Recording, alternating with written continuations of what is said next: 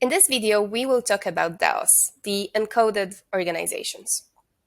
The Decentralized Autonomous Organization is a form of an organizational structure without a central entity, so without a single person that is controlling the entire organization.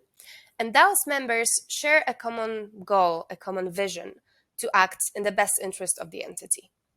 Decisions are made in a bottom-up management approach, which means that it's not that single person on top that is making the decisions. It's rather the community, the members of the DAO that are taking part in the governance process. So let's have a look at the key characteristics. First of all, participation.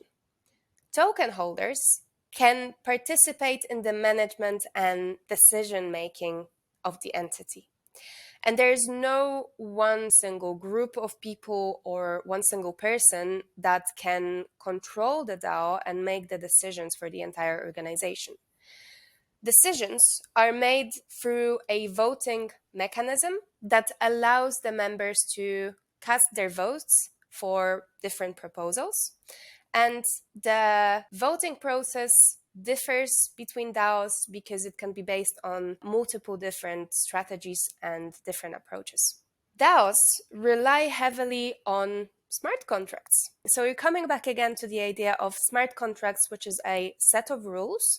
And in terms of DAOs, it's a coded agreement that all the DAO members have to be aware of. And it defines how the governance should be done within the organization. Once a proposal is approved through the voting process, it will trigger code execution.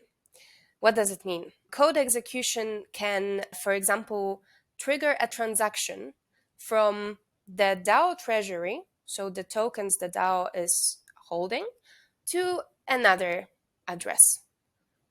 Lastly, community. DAOs allow like-minded people to come together regardless of where they are in the world. And as they share common vision, they are likely to invest in their organization's tokens so that they can have an impact on what the DAO is doing, so that people can really get close together and make connections with others all over the world. And as you can see, a DAO differs quite a lot from a traditional company that we know from the Web2 world. And it also has some limitations. First of all, speed. To allow all members to take part in the governance process, the DAOs need to provide them enough time to vote on a decision. And all proposals have a starting time and a deadline by which the members have to cast their votes. And as you can imagine, it's much slower compared to a traditional company where the CEO can take a decision just in a split second. Second of all, education. DAOs have to make sure that their members are aware of the current state of the organization, of the current rules, and also the roadmap. So what is currently being discussed, why is it being discussed, so that all the members can have a similar level of understanding of what is going on, so that when they take part in the governance process, they're on a same level.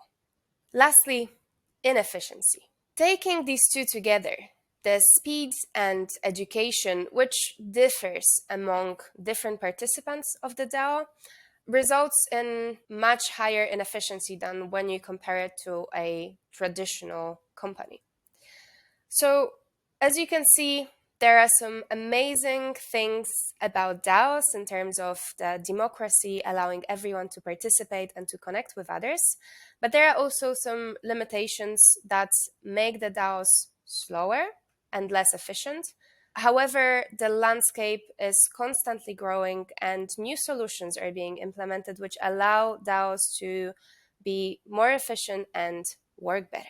In the next video, we will have a look at an example of a voting contract, so a smart contract that a DAO may be based on.